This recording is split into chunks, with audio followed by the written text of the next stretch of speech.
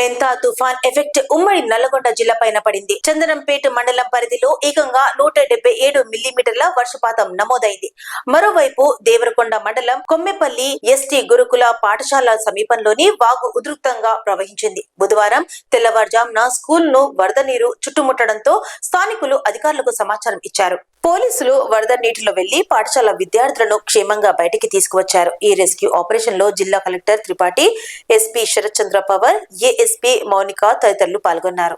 Heavy rains కారణంగా మనం దేవరకొండ మండల్ కొమ్మెపల్లి గ్రామంలో రెసిడెన్షియల్ స్కూల్లో మొత్తం కూడా పిల్లలు సరౌండెడ్ బై వాటర్ అవ్వడం జరిగిందండి. మొత్తం చుట్టుపక్కల పైనుంచి ఉన్న చీల నీళ్లు డిండి వాగులు కలవనికి వాటర్ వెళ్తుండగా ఆల్ 4 సైడ్స్ వాటర్ వస్తే ఇవాళ ఏఎస్పీ గారి ఆధ్వర్యంలో మేమందరం కూడా ఏఎస్పీ గారు with the support of the ASP, CI Nampally Raju, CI Devarakonda town special party అందరూ కూడా రోప్స్ వేసుకొని ఇక్కడ ఉన్న 450 మెంబర్స్ స్కూల్ పిల్లలందరినీ కూడా మనం ఇవాళ రెస్క్యూ చేసి ఇక్కడ తీసుకుని రావడం జరిగింది. అంటే మళ్ళీ వాన పెరిగితే మళ్ళీ ఇంకొక వాటర్ లెవెల్ మళ్ళీ ఇంకెక్కడ ఇబ్బంది కాకుండా ఈ డిసిషన్ తీసుకొని అందరినీ కూడా మనం ఇటు సైడ్ తీసుకొని రావడం జరిగింది.